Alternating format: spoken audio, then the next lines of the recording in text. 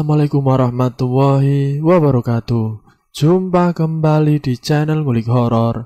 Channel kami menceritakan tentang kisah-kisah misteri yang mungkin bisa menemani agan-agan dan sista semua ya.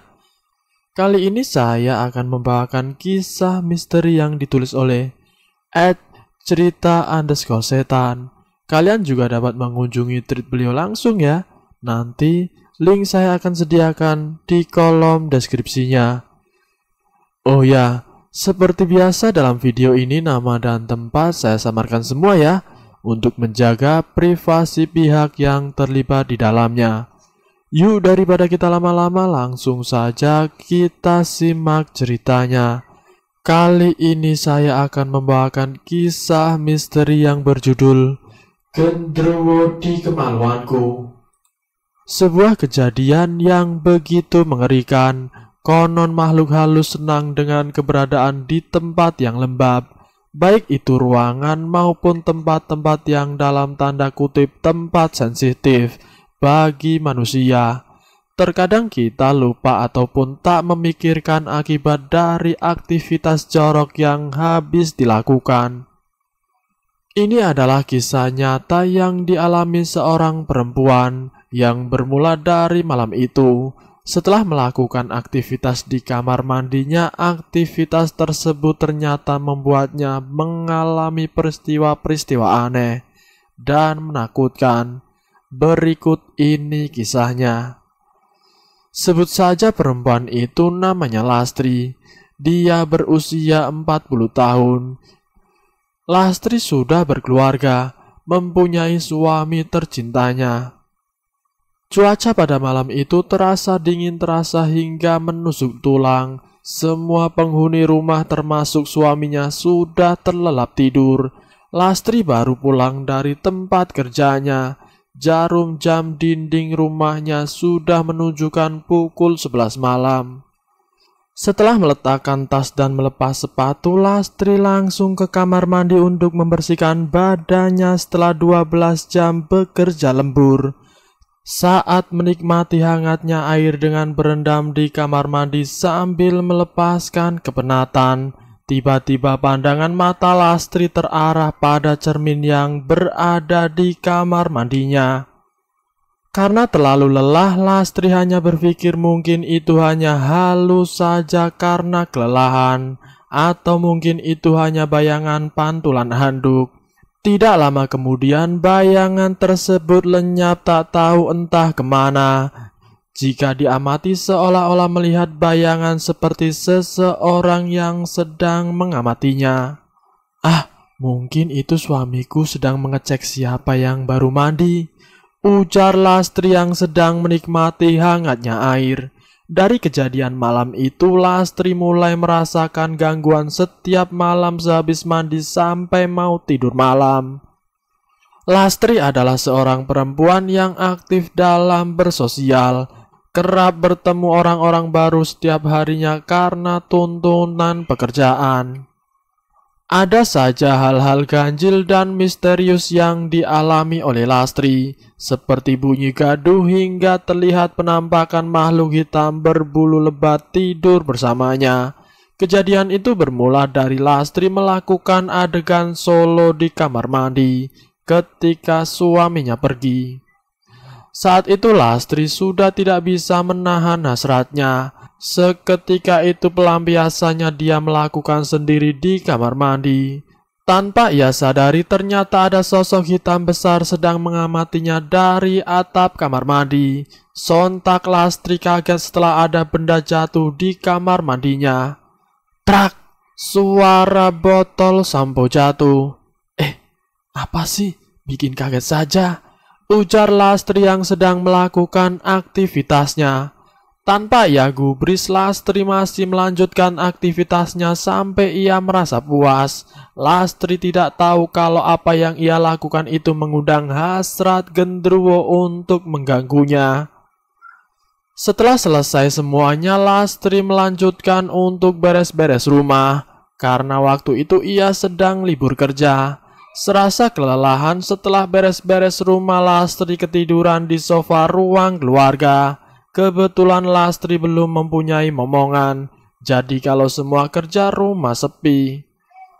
Sewaktu Lastri tidur siang, ia bermimpi seakan-akan mimpi itu nyata.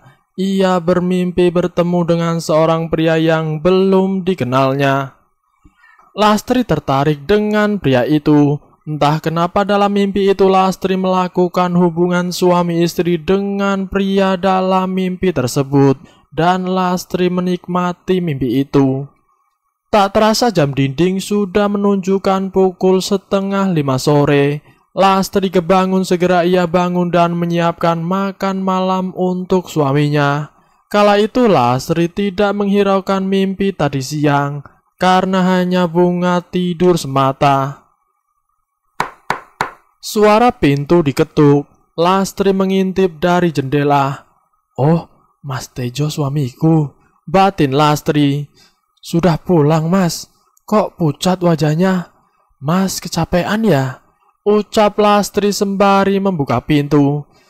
Suami Lastri hanya diam saja, tak menjawab apapun.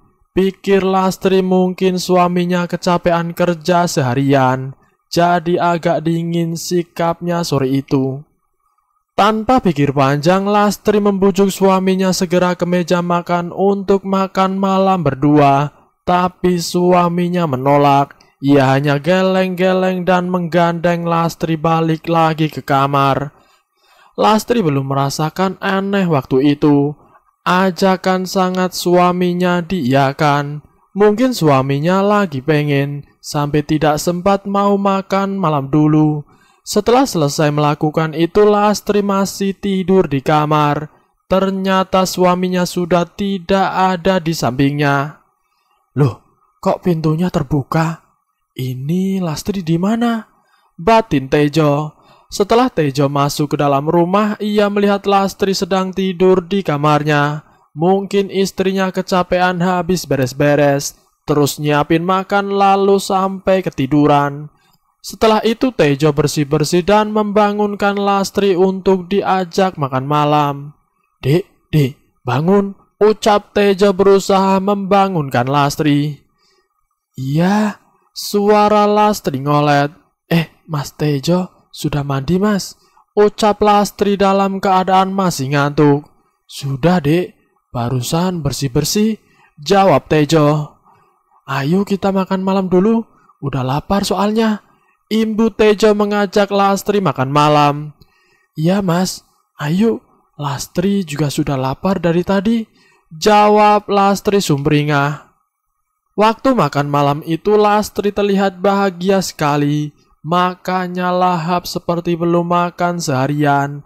Dan Mas Tejo juga sama terlihat bahagia karena dimasakan makanan kesukaannya. Setelah mereka selesai makan malam, mereka berkumpul di ruang keluarga sambil menonton TV, ditemani dengan suara-suara binatang dari luar. Kebetulan rumah mereka berada di pedesaan, jadi wajar kalau setiap malam terdengar suara binatang.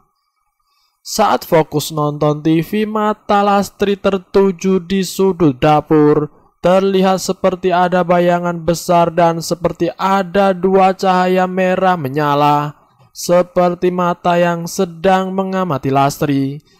Saat itu Lastri belum ngeh ada apa gerangan. Kenapa ia seperti sedang diperhatikan? Tapi siapa? Lalu Lastri ngomong ke suaminya, "Mas, itu ada apa ya? Kok seperti ada seorang yang sedang memperhatikan kita?" ucap Lastri ketakutan. "Mana, Dek? Di sebelah mana?" jawab Tejo penasaran. "Itu, Mas, di sudut dapur. Seperti ada orang," ucap Lastri sambil menunjukkan. "Mana, Dek? Gak ada apa-apa kok. Mungkin kamu ngantuk, jadi berhalusinasi," jawab Tejo menenangkan Lastri. "Enggak, Mas, beneran, ada orang itu," ucap Lastri meyakinkan suaminya. Yang benar, Dek. Coba saya cek dulu," jawab Tejo sambil berjalan ke arah dapur. Setelah Tejo mengecek ke dapur, ternyata tidak menemukan apa-apa. Ia segera balik ke arah Lastri untuk meyakinkan kalau ia memang sudah mengantuk. dan mengajaknya untuk segera beristirahat agar esok tidak terlambat untuk beraktivitas pekerjaannya. Malam itu kejadian yang seperti siang hari terjadi lagi. Lastri bermimpi persis seperti waktu siang itu. Ia bermimpi bertemu lagi dengan pria yang ditemui di mimpi. Di dalam mimpi Lastri mereka semakin intens, semakin dekat dan selalu berakhir dengan berhubungan. Tapi Lastri belum menyadarinya kalau mimpi itu akan berlanjut sama dan berdampak pada keharmonisan dengan suaminya. Pagi itu cerah, mereka sudah bersiap-siap untuk pergi bekerja masing-masing. Karena jarak rumah dengan tempat kerja jauh, mereka berangkat bareng dari rumah. Tapi sepulang kerja, Lastri selalu naik bus agar tidak merepotkan suaminya bolak-balik. Sore itu Lastri pamit ke suaminya kalau pulangnya agak cepat, tidak seperti biasanya, dikarenakan ada acara di rumah. Saat pulang kerja, Lastri langsung bersih-bersih untuk segera datang ke rumah Bu RT karena ada rapat ibu-ibu dasawisma. Setelah acara selesai, Lastri balik ke rumah untuk beristirahat dan menunggu suaminya pulang. Tapi saat sebelum sampai rumah, tiba-tiba Lastri merasakan seperti ada yang mengikutinya. Tapi tidak ada orang di belakangnya. Merasa ketakutan, Lastri mempercepat jalannya agar sampai rumah. Saat sampai di rumah, Lastri merasakan gerah di sekujur tubuhnya. Padahal ia sudah mandi tapi tiba-tiba gerah. Lastri langsung menyalakan kipas angin agar lebih enakan. Suasana hati Lastri saat itu tiba-tiba berubah. Lastri merasakan ingin melakukan sesuatu yang membuatnya puas. Tanpa pikir panjang, Lastri masuk ke kamar mandi dan melakukan lagi aktivitas itu karena tidak bisa menahannya lagi. Dan saat kejadian itulah Gendruwo mulai menyukai Lastri dan menghinggapinya. Setiap harinya Lastri merasakan keinginan untuk berhubungan, entah itu sendiri maupun dengan suaminya. Dan awal mula malam itu kemaluan Lastri sering merasakan gatal seperti ada yang memainkannya dan membuat Lastri ingin melakukan hubungan. Terdengar suara telepon dari suaminya. Ia mengabarkan kalau pulang agak terlambat dikarenakan ada lembur. Suaminya menyuruh agar tidak usah menunggunya dan lekas istirahat jika sudah lelah. Tak terasa matahari sudah tidak menampakkan diri. Hari sudah sore menjelang malam. Lastri yang sendirian di rumah merasakan keanehan lagi. Seperti ada yang memperhatikan. Tapi berbeda dengan kemarin. Sosok itu mulai menampakkan dirinya. Lastri dikejutkan dengan sosok hitam besar berbulu dan bermata merah menyala sedang menatapnya di sudut kamar. Karena saking takutnya, Lastri pingsan dan ditemukan suaminya sedang berbaring di lantai kamarnya. Tejo yang kaget lalu menggendong istrinya dan menaruhnya di kasur. Tiba-tiba Lastri terbangun dan melihat suaminya sedang duduk menunggu Lastri sadar. Alhamdulillah dek, udah sadar. Tapi kenapa tidurnya di lantai? Kok tidak tidur di kasur? Tanya Tejo panik. Syukur mas sudah pulang. Tadi Lastri melihat Gendruwo mas di sana. Jawab Lastri sambil menunjuk ke sudut kamar. Gendruwo apa dek? Mbok jangan aneh-aneh toh. Jawab Tejo kaget. Iya mas, tadi Lastri melihat sendiri. Tapi karena ketakutan Lastri pingsan mas. Jawab Lastri dengan suara masih ketakutan. Bangun-bangun sudah di kasur. Dan Mas Tejo sudah pulang. Imbul Lastri lagi. Yang penting kamu gak apa-apa kan dek? Besok lagi kalau mau tidur jangan lupa bersih-bersih dulu sama berdoa. Ucap Tejo menenangkan Lastri. Iya mas, Lastri mengangguk. Setelah kondisi sudah membaik, Mas Tejo mengajak Lastri untuk segera menunaikan sholat isya berjamaah. Tapi tidak seperti biasanya. Lastri menolak ajakan Mas Tejo dengan alasan baru halangan. Padahal saat itu Lastri belum datang bulan. Karena menurut Tejo itu wajar, Tejo akhirnya sholat sendirian. Entah kenapa waktu suaminya sholat, Lastri merasakan kurang nyaman. Akhirnya Lastri keluar kamar, menunggu Mas Tejo selesai sholat baru masuk lagi. Setelah selesai sholat, Tejo lalu mengajak Lastri untuk segera tidur. Dan waktu tidur itu Lastri merasakan seperti ada menindihi tubuhnya, tapi dengan rasa gatal di kemaluannya. Lastri mencoba untuk membuka mata tapi tidak bisa, seakan-akan ia menikmatinya. Setelah kejadian itu, keesokan paginya Lastri merasakan lelah dan lemas, seperti tidak punya tenaga untuk bangun. Akhirnya Lastri izin untuk tidak berangkat kerja. Tapi Tejo, suami Lastri, tetap berangkat kerja karena Lastri yang menyuruhnya agar tidak kerepotan mengurus istrinya. Karena dipaksa Lastri, Tejo akhirnya berangkat kerja. Saat setelah suaminya berangkat kerja, tiba-tiba rasa gatal itu muncul lagi, yang mengakibatkan hasrat Lastri semakin menjadi dan birahi sangat besar. Tanpa pikir panjang, ia melakukan aktivitas itu lagi di kamar mandi. Setelah merasa puas, entah kenapa tubuh itu tidak merasakan lelah lagi, justru malah membuat Lastri sumringah. Kejadian seperti ini berkelanjutan berminggu-minggu, hingga akhirnya Tejo mendengar sendiri dari mulut istrinya. Malam itu kejadian yang membuat Lastri pingsan. Ketika ia sedang tidur, tiba-tiba merasakan ingin buang hajat. Saat sedang mau membuka pintu kamar mandi, terdengar suara erangan berat, seperti suara laki-laki kesakitan.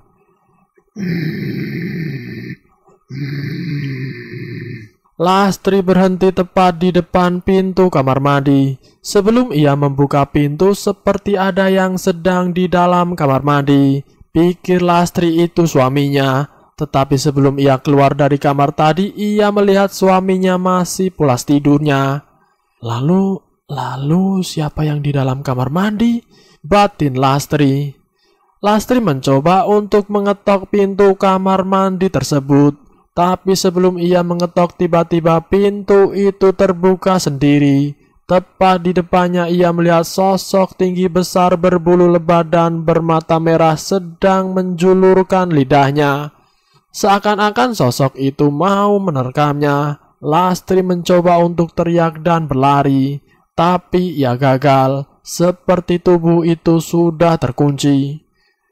Brak! Suara tubuh Lastri terjatuh di depan pintu kamar mandi. Gelap, pandangan Lastri gelap. Ia lalu pingsan. Dalam keadaan pingsan itu, menurut cerita Lastri, ia disetubuhi oleh genderuwo tersebut. Tubuh Lastri basah, banyak cairan berceceran di tubuh Lastri. Entah itu apa. Kring, kring, suara jam alarm subuh berbunyi. Tejo beranjak bangun untuk segera menunaikan sholat subuh. Saat Tejo berjalan ke kamar mandi, ia melihat istrinya tergeletak di lantai. Tejo bergegas segera untuk membopong tubuh Lastri ke sofa ruang tamu. Tejo kaget karena tubuh istrinya mengeluarkan aroma tidak sedap. Ia bergegas untuk membersihkannya dan Tejo melanjutkan untuk menunaikan sholat subuh dulu. Setelah selesai sholat subuh, Tejo lalu mencoba membangunkan istrinya yang belum sadar juga. Dek, bangun, ucap Tejo panik. Masih belum sadar juga istrinya. Ia masih mencoba untuk menyadarkan istrinya dengan mengoleskan minyak aromaterapi. Setelah 5 menit Tejo berusaha, akhirnya Lastri sadar dan saat itu juga Lastri menangis. Tejo yang panik dan kebingungan menanyakan kejadian itu ke istrinya. Alhamdulillah, sudah sadar, Dek, ucap Tejo lega. Kamu kenapa, Dek? Kok pingsan di kamar mandi? Imbuh Tejo. Mas, aku takut, Mas, jawab Lastri menangis. Masih menangis. Takut kenapa, Dek? Coba tenang dulu, jangan menangis, ucap Tejo menenangkan istrinya. Mas, semalam aku melihat genderuwo di kamar mandi, Mas. Aku takut, Mas, jawab Lastri masih menangis. Saat Tejo mendengar istrinya kalau melihat hantu, Tejo lalu mengajak Lastri untuk segera mandi besar dan menyuruhnya sholat subuh. Lastri yang masih ketakutan untuk masuk kamar mandi lalu mengajak suaminya untuk menemaninya. Setelah selesai mandi besar, Lastri segera menunaikan sholat subuh. Alhamdulillah, Lastri mulai tenang. Ia mencoba untuk menceritakan semua kejadian yang aneh itu ke suaminya. Tejo terkejut setelah mendengar cerita itu. Karena tidak mau terjadi hal yang tak diinginkan, Tejo berinisiatif menghubungi temannya yang dapat mengerti hal-hal yang di luar nalar. Kebetulan teman Tejo belum bisa datang hari itu, dikarenakan ada acara yang memang tidak bisa ditunda. Sebut saja namanya Hendro. Ia menyarankan sementara untuk menemani istrinya di rumah, jangan ditinggal sendirian. Sebelum Hendro datang, ada kejadian lagi yang menimpa Lastri. Malam itu saat Tejo sudah terlelap dalam tidurnya dan Lastri masih terjaga, Lastri mendengar ada suara di balik lemari pakaiannya. Suara ketokan. Duk, duk, duk. Suara pintu lemari diketuk. Suara erangan berat. Lastri yang ketakutan mencoba membangunkan suaminya. Ia menceritakan kejadian itu dan Tejo mencoba untuk mengecek isi dalam lemari tersebut. Tidak ditemukan apa-apa selain pakaian mereka. Akhirnya Tejo mengajak Lastri untuk sholat malam dan berdoa agar tidak diganggu lagi. Pagi yang cerah, akhirnya malam itu mereka bisa tidur tenang tanpa gangguan. Tiba-tiba ada suara ketokan pintu dari luar. Ternyata Hendro sudah datang. Hari itu juga mereka meminta izin untuk tidak berangkat kerja, dikarenakan gangguan yang menimpa istrinya. Sebelum Hendro mengecek istri Tejo, Hendro meminta izin untuk berkeliling rumah. Setiap ruangan ia cek dari ruang depan hingga kamar mandi. Setiap ruangan yang ia lalui, mata Hendro selalu tertuju di sudut ruangan. Seakan-akan ada energi negatif yang menariknya. Saat setelah selesai mengecek, Hendro meminta untuk berkumpul di ruang tamu. Ia menjelaskan semua yang ia lihat di rumah ini.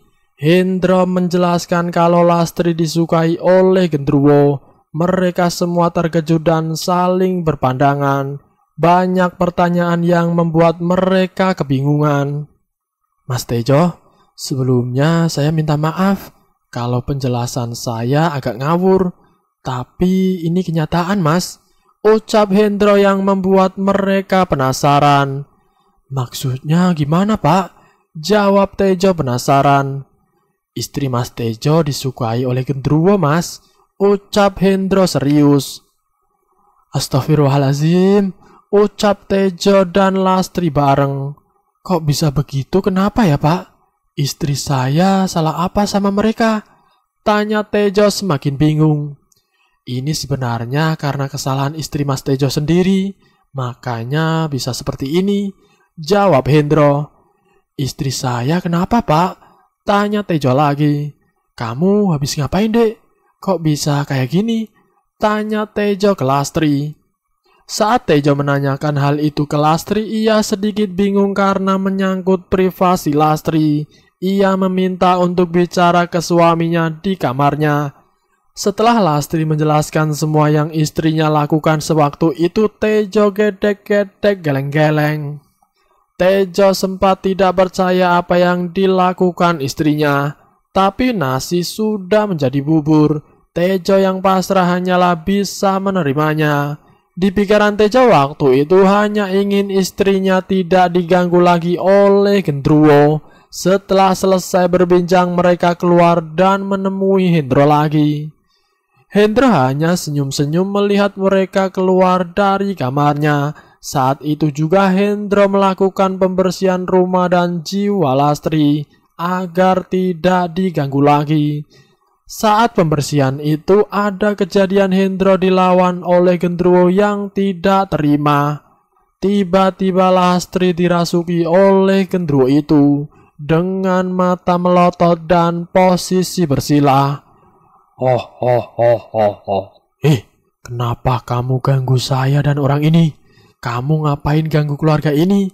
Lastri sudah punya suami, tidak ada hak kamu. Oh, oh, oh, oh. Saya tidak mengganggu. Memang dasarnya orang ini yang membuat saya senang. Sekarang saya minta kamu keluar dari badan Rasti. Apa saya bakar di sini? Ucap Hendro menantang. Oh, oh, oh, oh. Berani kamu sama saya? Ilmumu belum ada apa-apanya. Manusia kecil bergaya. Mati kamu. Saat Lastri dirasuki, Tejo hanya diam karena ketakutan. Dan Hendra melakukan rogo sukma melepas raga dari tubuhnya untuk melawan genderuwo tersebut. Saat terjadi perlawanan, Lastri sudah pingsan. Dan Hendra kewalahan karena memang ilmu Hendra belum cukup untuk melawan. Tubuh Hendro dibasahi keringat yang keluar karena kewalahan. Kemudian Hendro sadarkan diri dengan nada ngos-ngosan. Hendro berpesan ke mereka sementara jangan keluar dari rumah ini, karena di luar sudah banyak pasukan makhluk halus yang ingin menyerang. Karena dari awal tadi Hendro sudah membentengi rumah Tejo dan Lastri, jadi pasukan itu tidak bisa masuk. Kemudian Hendro memanggil Kodam yang lain untuk membantu melawan mereka. Dan karena Hendro masih kewalahan, ia meminta untuk beristirahat sejenak. Setelah Hendro beristirahat dan melakukan semedi untuk memanggil Kodam yang lain, tiba-tiba terdengar suara gaduh dari luar. Sepertinya pasukan jin yang di luar mencoba untuk menerobos benteng gaib dari Hendro. Tapi Hendro tidak mau tinggal diam. Ia mencoba untuk melakukan rogo sukmo. Ia meminta bantuan tetangga Tejo yang kebetulan ada yang tahu kalau di rumah Tejo baru diserang ratusan makhluk halus. Hendro menghampiri tetangga Tejo dengan rogo sukmo. Sebut saja namanya Ustadz Alam. Ia meminta bantuan dari Alam untuk ikut menyerang jin yang menyerang rumah Tejo. Akhirnya Ustadz Alam mau membantunya. Kemudian Hendro kembali ke tubuh aslinya. Ia meminta Tejo untuk menjaga Lastri dengan membacakan semua doa-doa yang Tejo hafal, agar tidak ada setan yang merasukinya. Karena wadah Lastri yang sudah jadi rumah genderuwo tadi jadi gampang untuk dirasukinya. Tejo dengan sekuat tenaganya mencoba membaca doa-doa yang ia hafal, sampai ia membuka HP-nya dan membaca ayat Indonesianya. Suasana di rumah Tejo saat itu panas seperti sudah dikerumuni banyak makhluk halus. Kembali lagi ke Hendro. Ia masih bersemedi untuk memanggil kodamnya. Ia melihat dari dalam satu persatu pasukan jin di luar mulai berkurang karena Ustadz Alam mencoba membakar mereka. Akhirnya kodam yang Hendro panggil sudah datang di hadapannya. Seekor macan putih dan ditunggangi kiai berjubah serba putih dengan membawa tongkat. Hendro seperti sedang berdialog dengan kodam tersebut. Karena Hendro berbicara pelan, hanya sepatah kata yang Tejo dengar. Guru, saya meminta bantuan untuk mengusir semua pasukan jin yang ada di rumah ini. Ucap Hendro pelan dengan bersemedi dan memejamkan mata. Tiba-tiba ada cahaya putih masuk dari atap rumah Tejo. Silau itu yang Tejo rasakan. Tejo dalam keadaan sadar melihat kilauan cahaya putih itu. Ia melihat Hendro dan kodamnya sedang berperang melawan separuh pasukan jin yang ada di dalam rumah Tejo. Seperti perang pada umumnya tapi perang gaib. Karena bantuan Ustadz Alam dan kodam tersebut, akhirnya Hendro mampu melawannya. Seketika semua pasukan jin itu menyerah dan menghilang sendirinya. Tinggal sosok genderuwo yang belum dibereskan. Hendro sengaja agar genderuwo itu yang terakhir. Ternyata genderuwo itu hanya menggertak. Ampun, ampun, ucap genderuwo sambil menyembah. Beraninya memanggil pasukan. Sekarang maumu apa? Pergi apa saya bakar? Ampun, saya pergi, jangan dibakar. Saya tidak akan mengganggu keluarga ini lagi, ucap Gendruwo meringkuk. Mulut setan itu cuma bohong. Kalau besok kembali lagi tak bakar kamu. Tiba-tiba Hendro membacakan doa. Gendruwo itu langsung terbakar dan mengerang-erang kesakitan. Saat itu juga Hendro kembali ke tubuhnya dengan keringat membasahi tubuh Hendro dan nada ngos-ngosan. Terdengar suara ketukan pintu dari luar. Assalamualaikum. Ternyata Ustadz Alam datang. Tejo membuka pintu rumah dan mempersilahkan masuk. Alhamdulillah, sudah selesai ya Pak, ucap Ustadz Alam. Tejo yang kaget karena tidak tahu kenapa tiba-tiba Ustadz Alam datang ke rumah. Tejo mempersilahkan duduk Ustadz Alam di ruang tamu bersama mereka. Kemudian Hendro berterima kasih juga kepada Ustadz Alam. Terima kasih Pak, sudah mau membantu. Kalau Bapak tidak ada, saya bakalan kewalahan mengusir ratusan jin tadi, ucap Hendro kelelahan. Ya Pak, sama-sama. Lagian juga sama tetangga, masa tidak saling membantu? Jawab Ustadz Alam tersenyum. Kemudian Ustadz Alam membacakan doa untuk menetralisir rumah dan semua orang termasuk Tejo dan Lastri. Ia menyuruh mengambilkan air putih untuk dibacakan doa dan untuk diminum. Melihat Hendro yang kewalahan, Ustadz Alam yang akan menetralisirkan. Setelah semua sudah dinetralkan dan Lastri kembali sadar, Ustadz Alam memberikan benteng gaib agar tidak ada makhluk halus yang mengganggunya lagi. Dikarenakan wadah Lastri gampang untuk dirasuki. Ustadz Alam menyuruh Lastri dan Tejo untuk selalu ingat kepada Allah Subhanahu wa Ta'ala. Jangan bolong-bolong untuk sholatnya dan menjaga rumah agar selalu ramai suara mengaji. Intinya jangan lupa mengaji setelah sholat. Dan jangan lagi mengulang hal-hal yang jorok, karena itu paling disukai setan. Dan selesai. Itulah kejadian Lastri yang paling memalukan dan paling mengerikan. Lastri juga berpesan kepada semua perempuan khususnya, jangan pernah lupa kepada Allah Subhanahu wa Ta'ala. Jangan pernah lupa sholat, ngaji, dan ingat untuk selalu membaca doa dalam beraktivitas. Entah itu mau memakai pakaian, copot pakaian, masuk kamar mandi, keluar kamar mandi, itu harus membaca doa. Karena kejadian ini sangat merugikan diri sendiri. Semoga kita semua dijauhkan dari hal-hal yang buruk. Semoga kita semua selalu dalam lindungannya.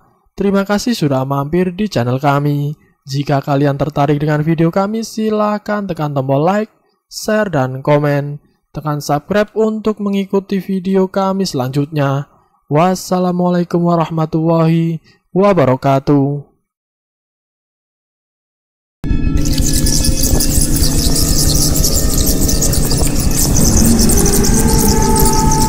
Selamat datang di channel Ngulik Horor.